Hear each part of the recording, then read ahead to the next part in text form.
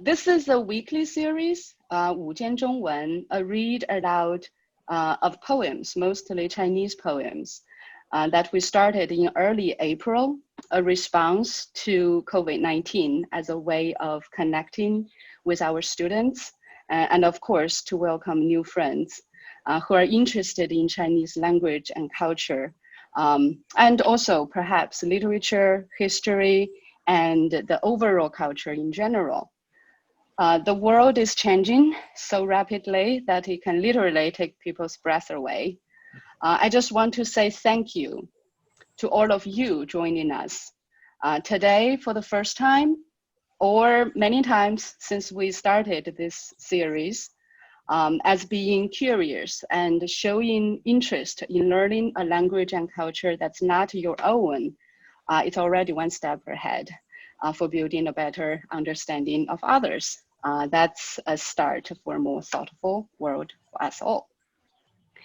So that's a little bit of heavy start, and we will now turn to this poem that we started last week from Shi Jin.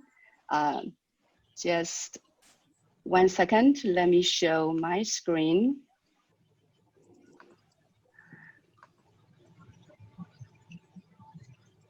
So for those of you who are new to this series, we started this poem last Monday. It's 关雎. It's a love affair between a man and a woman. Perhaps, well, we can all find some similarities here, despite the fact that the poem was created at a different time, notably 3,000 years ago, and at a different place, somewhere in China, which of course was not called even China at the time, or 中国 at the time.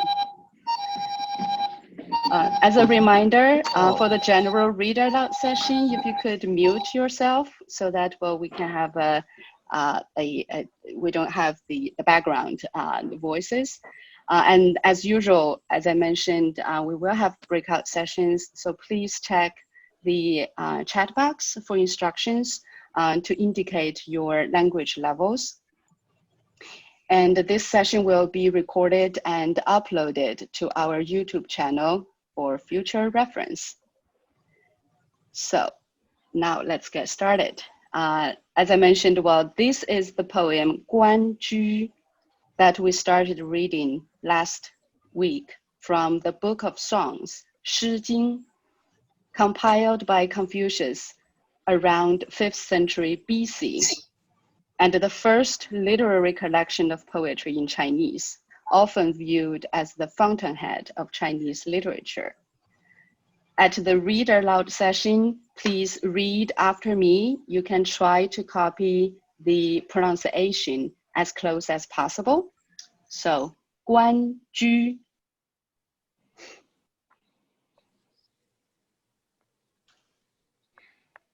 We have read the first 3 segments, which is highlighted in black here.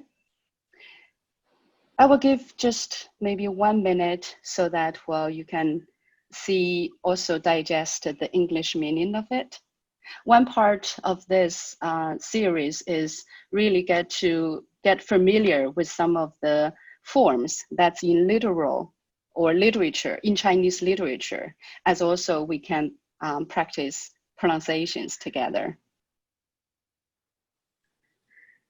So the first segment starts with a natural scene about the osprey, as the title indicates. The second starts with the buckwheat. And we know it truly has nothing to do with the water birds nor the plants, but about the humans.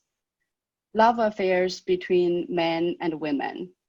It's a rhetorical literary form you will see in many Chinese poetry until today, and it's called 起兴. So as a warm-up, let's read the first 3 segments together. 关雎，关关雎鸠，在河之洲。窈窕淑女，君子好逑。参差荇菜，左右流之。窈窕淑女，寤寐求之。求之不得，寤寐思服。悠哉悠哉，辗转反侧。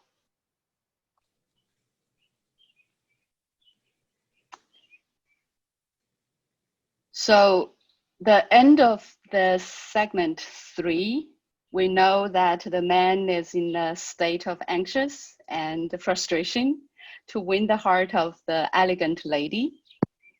And today, let's reveal the rest of the story. Did the man succeed in winning the lady's heart that he's so feverishly in love with?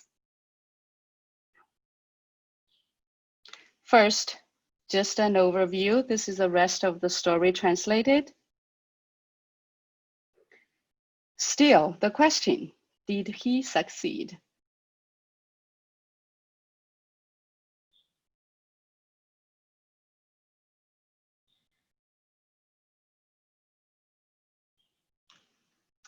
Let's read the rest of the poem in Chinese together. Note that the highlighted words in blue is a literal translation of the word, the Chinese word above. And then the poetic translation, that's by James Legge, is provided in the end. 参差荇菜，参差荇菜，参差荇菜，左右采。So be careful, this is 吃采。Yeah, it's not a K, it's 采。之左右采之。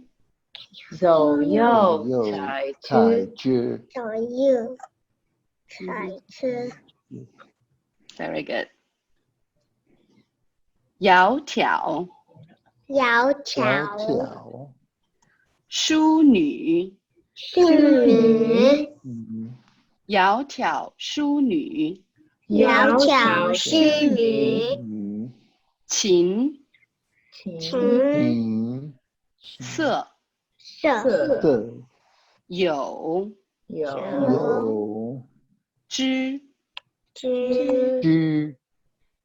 瑟有之，琴瑟友之。很好。So it's important to understand what qin, the Chinese lute, is.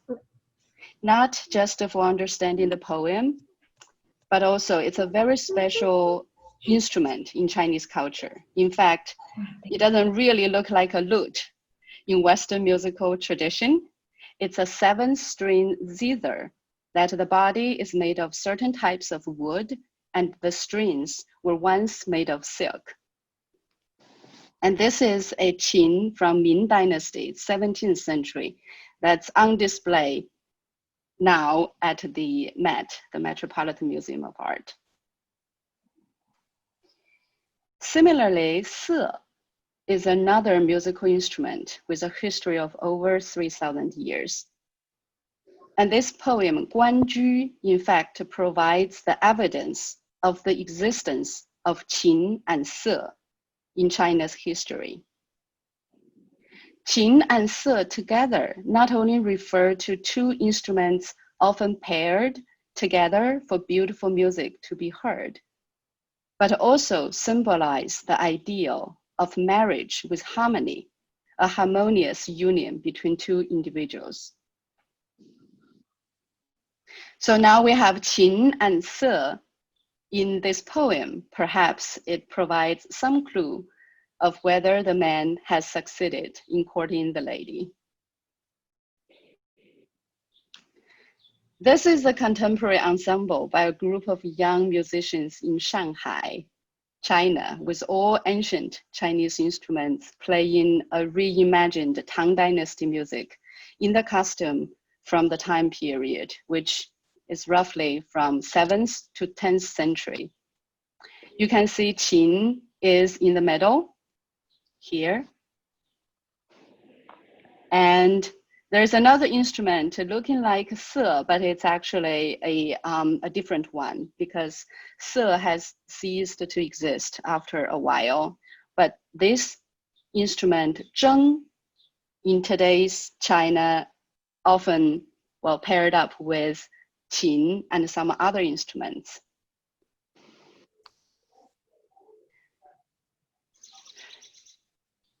And we have if you are interested in Chinese music, we in fact have a Music at China Institute program. We're teaching pipa. So here is pipa here. And also qin. We have classes for these instruments and also have public lectures and workshops for people who are interested in music to learn a little bit more.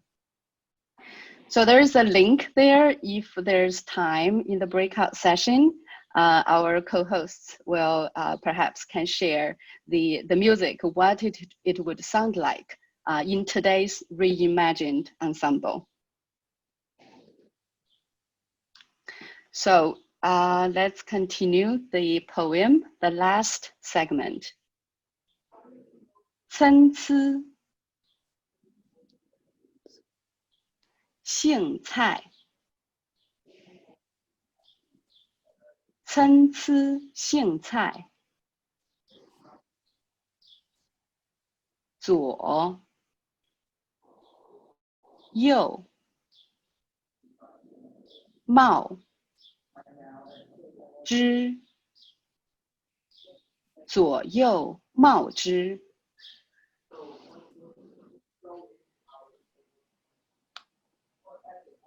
窈窕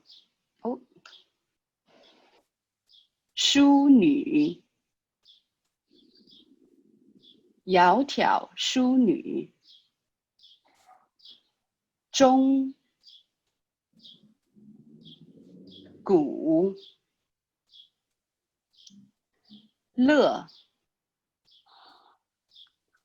之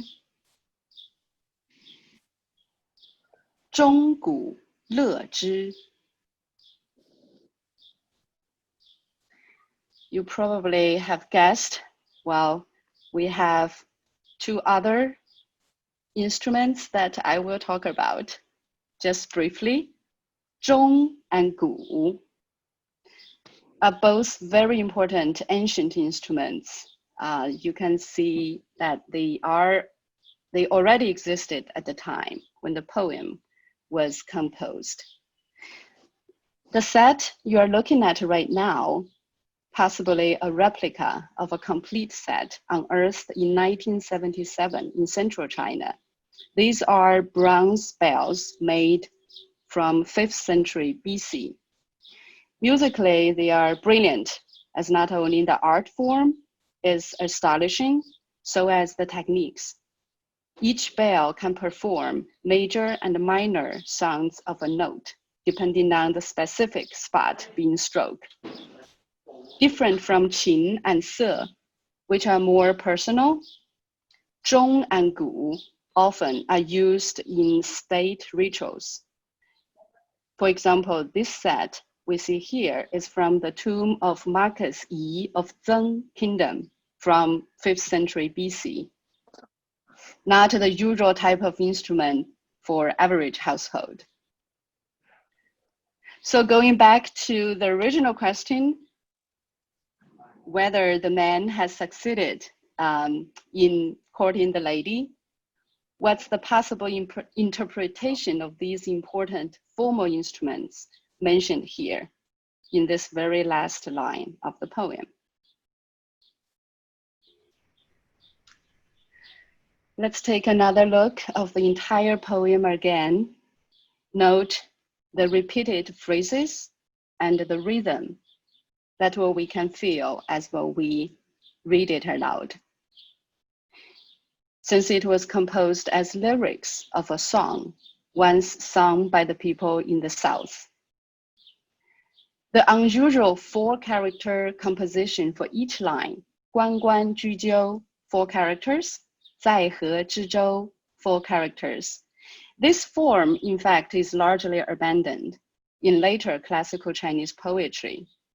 But nevertheless, there are so many literary and cultural references in this poem that are still very much alive today.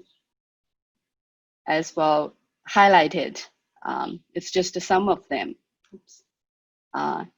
窈窕淑女, we talked about that last week. 求之不得, referring to something highly desirable. Sorry, now I get lost. 悠哉悠哉, describing an action that can be done effortlessly or leisurely. 辗转反侧, best to describe the frustration of the man in this poem.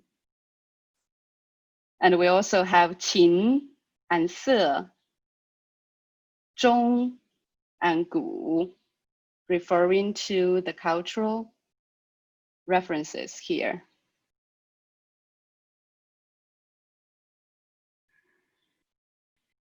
This is also one of the oldest and most important literary evidence referring to the importance of music in Chinese culture. 琴 and 瑟 mostly associated with domestic life, while 钟 and 鼓 refers to the state and formality. Today, the word for music, in fact, has 2 distinctive pronunciations and meanings. So please read after me. 音乐 and 快乐. So now there are 2 questions for all of you. And please, well, if you can answer the question, you can unmute yourself. Let me ask first. 你喜欢听音乐吗? Anybody would like to answer the question? 我喜欢听音乐。Yeah. 还有谁？你喜欢听音乐吗？我也喜欢听音乐。Okay. All right, the second question. 谁的音乐让你觉得快乐？